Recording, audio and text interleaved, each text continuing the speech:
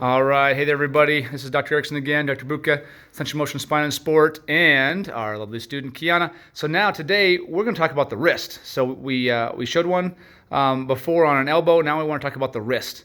The wrist is a funny one because we've got 8 little bones inside there where anything could go. I mean, you got a lot of motion with the wrist, backwards, forwards. You have what's called circumduction all the way around. So in assessing that, Dr. Buctha, what bone do you usually find to be the culprit of getting stuck or not, or causing the pain? A lot of people get pain mid wrist here. Usually, it's the lunate is a big one that kind of gets malpositioned or just doesn't move as well. Yeah. Once again, her wrist moves very well, almost too much.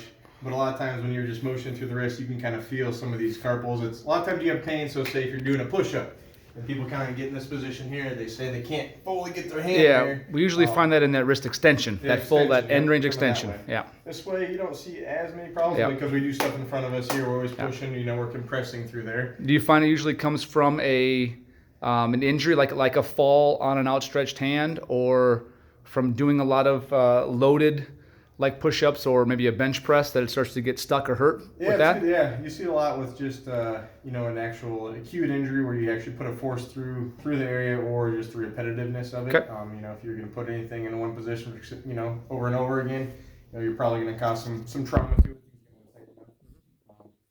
For her, like I said, she moves well, but just for argument's sake, again, we're going to do a little kind of adjustment through here. So you can kind of go in and you can even.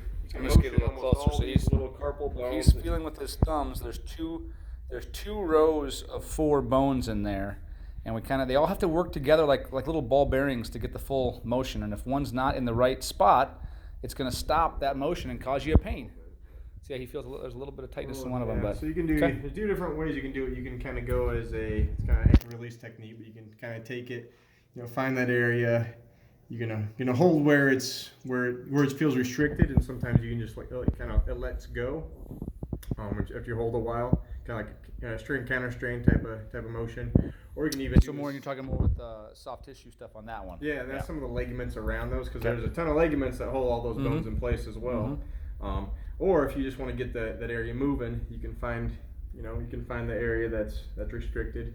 You come through here, and that's just a quick little. Force kind of straight. It's almost kind of straight down, kind of depending on which one you have. So sometimes it's you do maybe hard to see, but he's got his thumbs on the top of the wrist, and then she's staying really relaxed in the arm.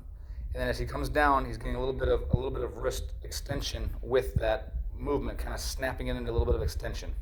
It's not a big motion, so you're not really trying to go to end. Oh yeah, it's very gentle, very gentle. Just that it's just a little bit. That's just explaining the movement there. You can go through and you can kind of do a couple different bones from the thumb side to the pinky side. Scaphoid in here.